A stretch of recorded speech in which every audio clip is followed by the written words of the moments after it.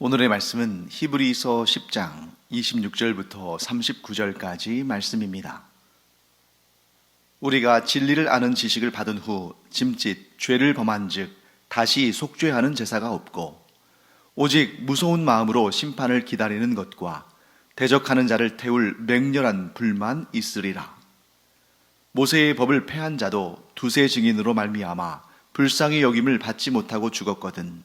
하물며 하나님의 아들을 짓밟고 자기를 거룩하게 한 언약의 피를 부정한 것으로 여기고 은혜의 성령을 욕되게 하는 자가 당연히 받을 형벌은 얼마나 더 무겁겠느냐. 너희는 생각하라. 원수 갚는 것이 내게 있으니 내가 갚으리라 하시고 또 다시 주께서 그의 백성을 심판하리라 말씀하신 것을 우리가 아노니 살아계신 하나님의 손에 빠져 들어가는 것이 무서울진저. 전날에 너희가 빛을 받은 후에 고난의 큰 싸움을 견디어낸 것을 생각하라.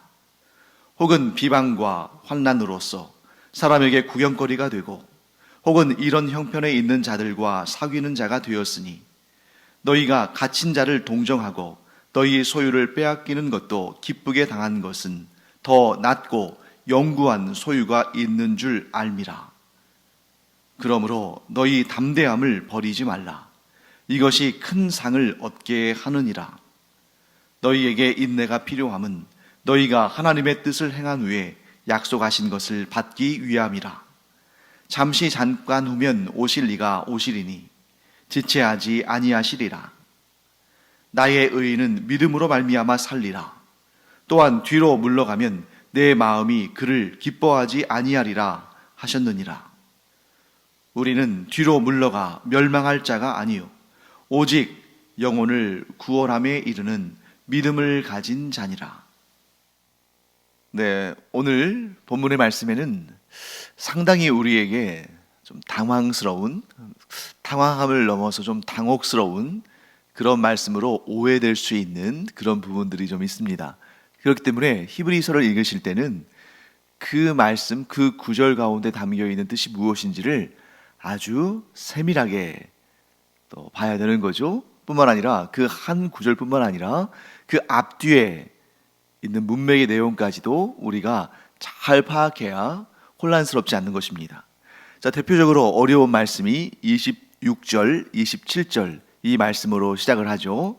제가 한번 읽어보겠습니다. 우리가 진리를 아는 지식을 받은 후 짐짓 죄를 범한 즉 다시 속죄하는 제사가 없고 오직 무서운 마음으로 심판을 기다리는 것과 대적하는 자를 태울 맹렬한 불만 있으리라. 자, 이 말씀을 어떻게 오해하기 쉬우냐면 우리가 진리의 말씀, 진리의 지식, 곧 진리의 복음을 받은 후에 죄를 범하면 다시 속죄하는 제사가 없다. 자, 어떻게 해석하기 쉽습니까? 우리가 복음을 받아들인 후에 또 죄를 지으면 그 죄는 용서받지 못한다. 이렇게 생각할 수 있는 거죠.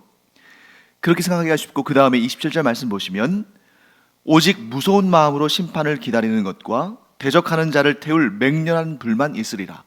곧 그렇게 복음을 받아들인 다음에 죄를 범하면 무서운 마음으로 심판을 기다리는 것과 또한 그런 자를 심판하는 맹렬한 불만 있게 된다. 자, 가장 우리가 흔하게 범할 수 있는 오해는 뭐냐면 예수님 믿은 다음에 죄를 범하면 용서받지 못하고 심판받는다. 자, 예수님을 믿는 그 순간 그때까지의 모든 죄는 다 탕감받고 용서받지만 예수님을 믿고 나서 이제 거룩한 하나님의 자녀, 거룩한 하나님의 백성, 거룩한 그리스도인이 되었는데 그러면 이제 죄를 지으면 안 되는데 그런데 죄를 지었으니까 그 죄는 용서받지 못한다. 굉장한 오해입니다. 자, 여기서 몇 가지를 우리가 짚어보고 그 다음에 답을 보게 텐데요. 자, 26절 말씀 보시면 어떤 뉘앙스를 갖냐면 자, 우리가 진리를 아는 지식을 받은 후 짐짓 죄를 범한 즉, 여기가 조금 어렵죠. 그런데 진리를 아는 지식을 받았다. 즉 우리가 하나님의 구원의 복음을 예수 그리스도를 통해서 우리가 받게 되고, 그래서 우리가 하나님의 언약의 구원의 언약 공동체 안에 들어갔는데, 거기서 어떤 죄를 지으면, 자 여기서 이 죄가 굉장히 중요합니다. 이게 어떤 죄인가 하는 것을 우리가 찾아내야 되는 거예요. 그래서 이 죄를 지으면 다시 속죄하는 제사가 없다. 자 보세요 여러분, 다시 속죄하는 제사, 뭘 의미하냐면 그것은 용서를 안 해주신다, 이 정도의 의미가 아니라, 자 속죄하는 제사가 뭐였어요? 우리의 모든 죄를 속죄하는 제사가 뭐였습니까? 바로 예수 그리스도를 구주로 영접하는 그러한 우리의 믿음의 내용 가운데 있는 거죠.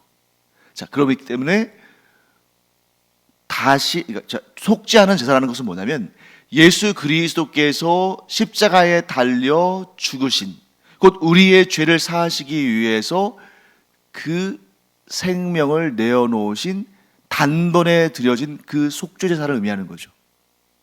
그러니까 이 말씀은 지금 무엇을 그 안에 담고 있냐면 예수 그리스도께서 또다시 십자가에 달리지는 않으신다.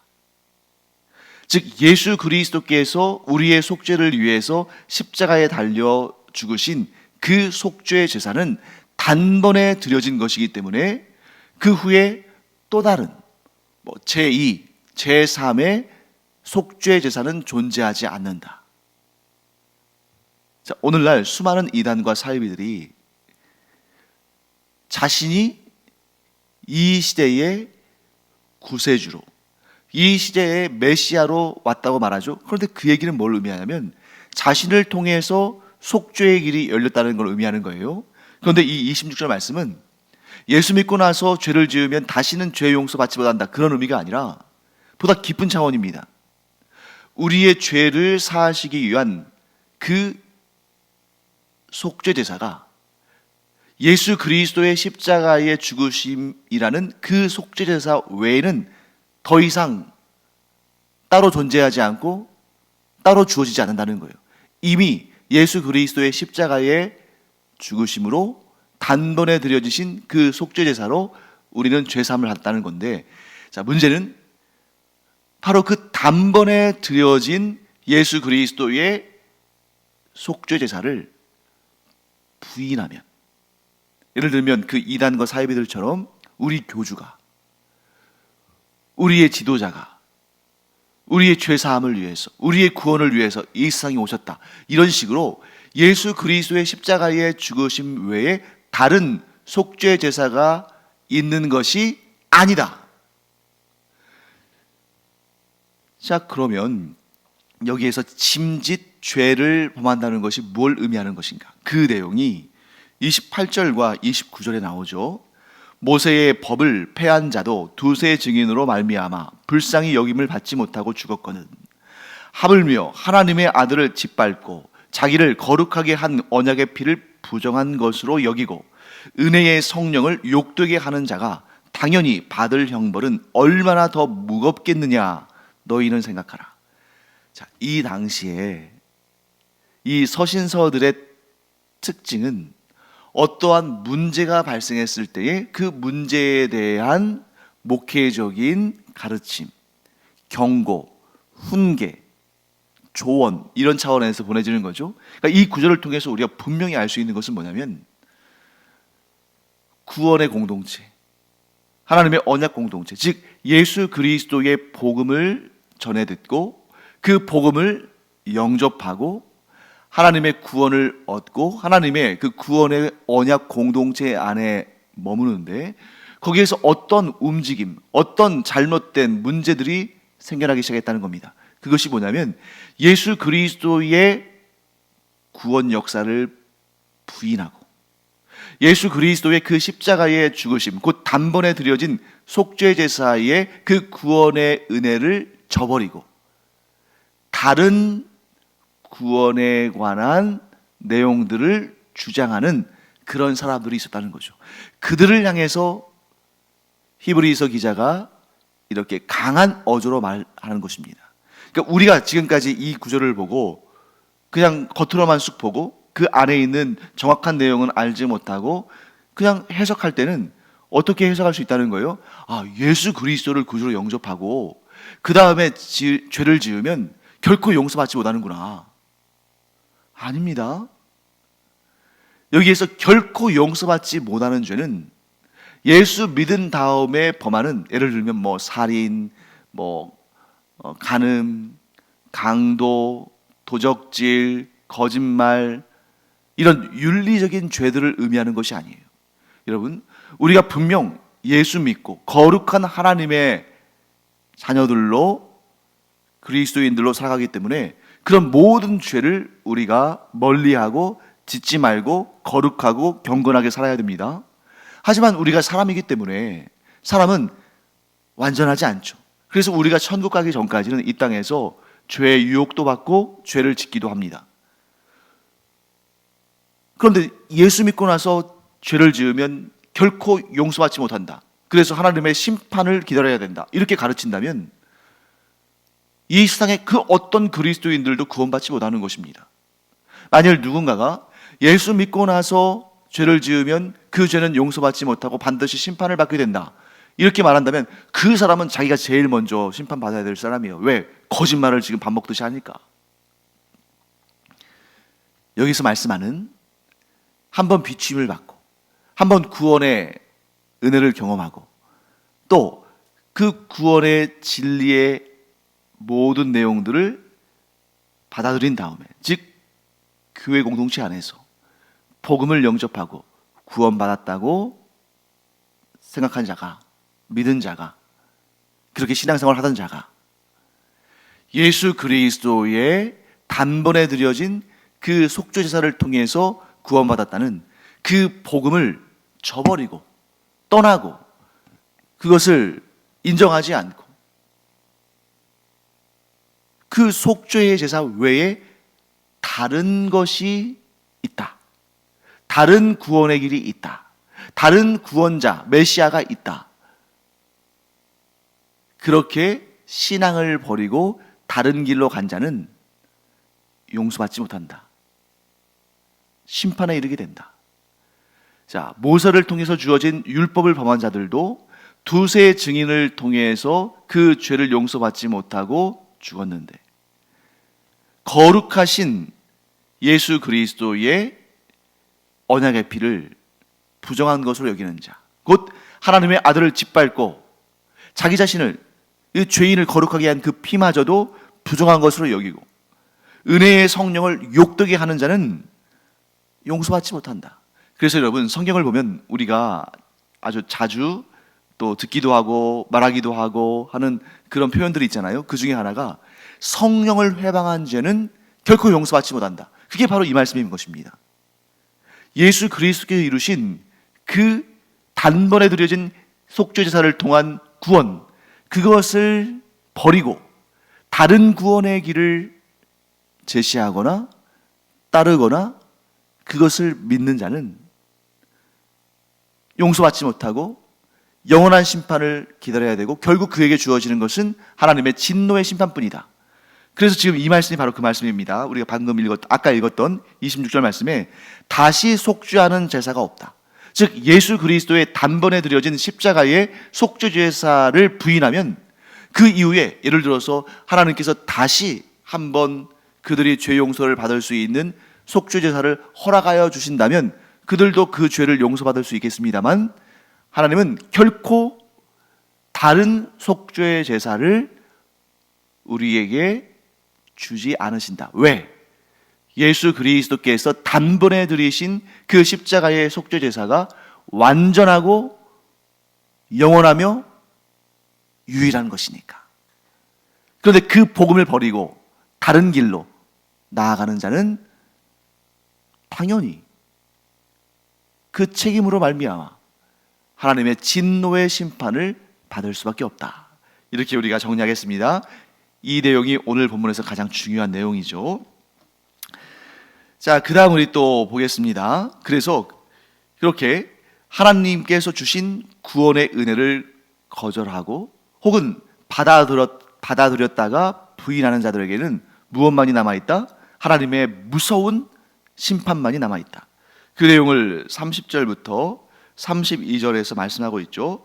원수 갚는 것이 내게 있으니 내가 갚으리라 하시고 또다시 주께서 그의 백성을 심판하리라 말씀하신 것을 우리가 아노니 살아계신 하나님의 손에 빠져 들어가는 것이 무서울진저 전날에 너희가 빛을 받은 후에 고난의 큰 싸움을 견디어낸 것을 생각하라. 자, 여러분, 사람의 손에 넘겨지는 것은 그것도 무서운 일입니다만 상대적으로 가벼운 일입니다. 예를 들어서 전쟁, 테러, 살인, 강도, 이런저런 폭력들, 정신적인 피해, 자연재해, 이런 것, 그런 것에 목숨을 빼앗기는 사람들 굉장히 많죠. 그러나 그런 악인들이, 그런 악한 사건들이 우리를 괴롭힐 수 있는 것은 우리의 육신의 생명을 빼앗아가는 것이 최선입니다. 그들에게는 최선입니다. 그들에게는 최대치입니다. 그런데 여러분, 하나님의 손에 넘겨진다는 것은 얼마나 두려운 것인가. 여러분, 이런저런 사건, 사고로, 전쟁으로, 자연재해로 목숨을 잃었다 할지라도, 물론 그렇게 해서 목숨을 잃는 것은 우리에게 너무 안타까운 일이고 두려운 일이기도 하고, 정말 그런 사람들을 바라볼 때 우리가 너무나 슬프고 힘들지만, 그러나 그런 것들이 사람의 영원한 생명을 앗아가지는 못합니다. 그런데 하나님의 손에 넘겨진다는 것은 영원한 심판, 두려운 심판, 영원한 죽음, 영원한 사망, 영원한 고통을 의미하는 거죠. 그런데 그것은 어느 때에 그러한 하나님의 손에 넘겨지는 일을 당한다? 복음을 거부한, 하나님께서 우리에게 허락하신 그 유일한 구원의 길이 아닌 다른 길을 가는, 그래서 하나님의 그 은혜를 저버리고 예수 그리스도의 그 속죄의 제사, 그 그리스도의 보혈의 피를 부정한 것으로 여기고 하나님의 은혜를 짓밟는 자들은 영원한 심판에 던져질 수밖에 없다. 왜? 그들은 하나님의 손에 의해서 보복을 당하니까. 아주 두려운 말씀이죠. 그런데 이 두려운 말씀이 우리에게 임하는 것이 아니라 복음을 거부하거나 복음을 짓밟거나 하나님의 은혜를 떠나서 다른 길로 가는 자들에게 선포되는 말씀이라는 거죠. 이 말씀을 왜 썼느냐? 지금 히브리서라는 이 편지글을 받는 사람들 가운데에 일부가 이런 위험에 빠져 있다는 거죠. 왜? 거짓 교사, 거짓 선지자, 이단, 사이비, 이런 사람들이 지금 이 사람들을 미혹하고 있는 중에 있거든요. 그들을 따르지 말아라. 그들을 따랐다가는 그들과 함께 너희도 하나님의 그 진노의 심판, 그 영원한 심판에 던져질 수밖에 없다. 그러니 그들을 따르지 말고 끝까지 참고 인내해서 이 믿음을 지키기 어려운 시대에 끝까지 믿음을 지켜서 최후의 승리, 최후의 구원을 성취하라 하고 이야기하는 것입니다. 그래서 36절부터 39절, 오늘 마지막 부분인데요, 오늘 본문의 마지막 부분 한번 읽어보겠습니다. 너희에게 인내가 필요함은 너희가 하나님의 뜻을 행한 후에 약속하신 것을 받기 위함이라. 잠시 잠깐 후면 오실 이가 오시리니 지체하지 아니하시리라. 나의 의인은 믿음으로 말미암아 살리라. 또한 뒤로 물러가면 내 마음이 그를 기뻐하지 아니하리라 하셨느니라. 우리는 뒤로 물러가 멸망할 자가 아니요 오직 영혼을 구원함에 이르는 믿음을 가진 자니라. 자, 여기서 우리, 어떤 사람들입니까? 우리, 끝까지 믿음을 지키는 사람들, 그래서 결국 하나님의 구원을 받을 사람들. 그러니까 지금 이 권면을 하기 전에 33절부터 35절까지 어떤 내용이 나오냐면 그리스도인들이 이 세상에서 믿음을 지키기 위해서 얼마나 고통을 당하는가 하는 그런 내용이 나와 있어요. 한번 제가 보겠습니다. 33절부터 35절. 혹은 비방과 환난으로서 사람에게 구경거리가 되고 혹은 이런 형편에 있는 자들과 사귀는 자가 되었으니 너희가 갇힌 자를 동정하고 너희 소유를 빼앗기는 것도 기쁘게 당한 것은 더 낫고 영구한 소유가 있는 줄 알미라. 그러므로 너희 담대함을 버리지 말라. 이것이 큰 상을 얻게 하느니라. 자, 무슨 얘기냐면 우리가 믿음을 지키기 위해서, 이 복음을 지키기 위해서 얼마나 큰 고통과 환난과 조롱과 멸시를 받았는가. 그래서 우리 가운데 일부는 감옥에 가기도 하고 죽음을 당하기도 하고 여러 가지 역경과 고난 가운데에 힘들고, 그리고 또 우리는 그들과 함께 그런 고통을 나누고 그들에게 또 우리는 마음을 주고 불쌍히 여기고 그들과 한마음 한뜻이 되고, 그런데 또 우리는 이 세상으로부터 고통을 당하고 빼앗기고 조롱당하고 멸시를 당하고, 그럼에도 불구하고 우리가 이 고난과 이 어려움을 참고 인내하는 이유는 우리에게 더 좋은 것, 더 귀한 복, 더 아름다운 상이 있음을 알고 또한 믿기 때문에 우리가 이 소망을, 이 믿음을 버리지 않고 지키는 것이다 하는 것이죠. 사랑하는 성도 여러분, 우리는 이렇게 우리의 삶을 바라볼 수 있어야 됩니다. 또한 우리의 삶이 진행되는 이 세상을 바라볼 수 있어야 됩니다. 세상은 결코 우리가 가진 믿음을 호락호락 허용하지 않아요. 공격하고 또한 시험함으로 우리가 믿음을 버리도록 이렇게 모든 힘을 다 기울입니다. 그렇기 때문에 여러분, 이 세상에서 믿음을 지키는 것만으로도 하나님의 큰 칭찬과 복과 상을 받는다. 아니요, 더 정확히 말한다면 이 세상에서 믿음을 지키는 것만으로도 우리가 하나님께 칭찬받고 상을 받고 복을 받는다는 것이 아니라, 이 세상에서 믿음을 지키는 것이 가장 어렵고 가장 귀하고 하나님께서 가장 칭찬하실 내용이다 하는 것입니다. 우리처럼 이렇게 신앙생활하기 편한 이런 종교의 자유가 있는 나라에서 믿음 지키는 거 그렇게 어려운 일 아니지 않습니까? 이렇게 반문하는 분이 계실지 모르겠는데, 아니요, 우리는 우리 나름대로, 또 북한은 북한 나름대로 세계 곳곳에 그 각각의 사회와 국가와 민족별로 그 나름대로의 상황과 형편이 있지만, 어떤 형편이든 간에, 물론 우리가 북한보다는 훨씬 신앙생활하기가 수월하고 편안하죠. 그럼에도 불구하고 각각의 사회에서 믿음을 지키는 일은 결코 쉬운 일이 아니다. 아니, 가장 어려운 일이다. 왜? 북한 같은 경우에는 핍박이 있지만 이 남한 같은 경우에는 유혹이 있습니다. 또한 온 세계에 이 세상 가운데 있는 그러한 악한 세력들, 악한 영들뿐만 아니라 우리 안에 있는 죄성까지도 합세해서 우리가 믿음을 지키지 못하도록 의심하게 하고 믿지 못하게 만들고 반항하게 하고 배역하게 하고, 이게 아담과 하와의 범죄 이후에 오늘날, 아니 예수 그리스도 재림하시는 그날까지 계속 이어지는 우리의 믿음을 지키기 힘들게 만드는 그런 유혹과 공격과 문제들입니다. 그러니 이 세상에서 우리가 믿음을 지킨다는 것이 얼마나 고귀하고 얼마나 아름답고 얼마나 복된 일인가. 그러므로 믿음을 지키는 자, 그에게 하나님께서는 가장 큰 상을 주신다. 이 사실을 우리가 알아야 됩니다. 이 사실을 알고 신앙생활 하는 것과 이 사실을 모르고 신앙생활 하는 것, 모르고 신앙생활 하면 매 순간 넘어지고 지치고 쓰러지고 신앙생활 하면서도 기쁨과 감사와 감격이 없고 소망이 없습니다. 반면에 이 세상에서 믿음을 지키는 일이 얼마나 어려운 일인가, 하지만 그 믿음을 지킨 것의 결과는 얼마나 아름답고 복된 일인가 하는 사실을 아는 사람은 그 신앙의 도전과 유혹과 핍박이 있을 때 도리어 기뻐합니다. 왜? 이 어려운 것을 지켰을 때 하나님이 주시는 상과 복이 크다. 사랑하는 성도 여러분, 믿음을 지키는 것 정도가 아니라 믿음을 지키는 것이 가장 귀한 일이고 가장 어렵고 힘든 일이기 때문에 하나님께로부터 받을 상과 복이 크다. 이 사실을 알고 우리가 믿음을 인내로써 굳게 지킴으로 구원받을 뿐만 아니라 하나님께 칭찬받고 하나님께 넘치는 상과 복으로 충만한 그러한 삶을 경험하기를 간절히 축원합니다. 기도하겠습니다. 하나님 감사합니다. 믿음을 지킨다는 것이 쉬운 일인 줄 알았는데 그것이 가장 어려운 일이라는 것을 저희들이 또 알게 되었습니다. 그 가장 어려운 일을 행하는 자에게 하나님은 가장 아름답고 풍성한 복과 은혜와 상을 주시는 줄 믿습니다.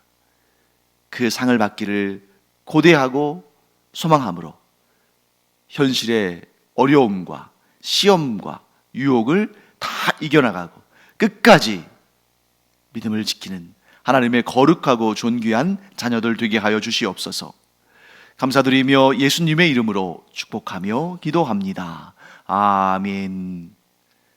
이 세상에서 믿음 지키는 일 결코 쉬운 일 아닙니다. 그렇기 때문에 우리가 기도할 때 믿음 하나님께서 지켜주시기를, 또한 성령께서 도우셔서 우리가 그 믿음 끝까지 인내로서 지켜나가기를 기도하기 바랍니다. 기도하겠습니다.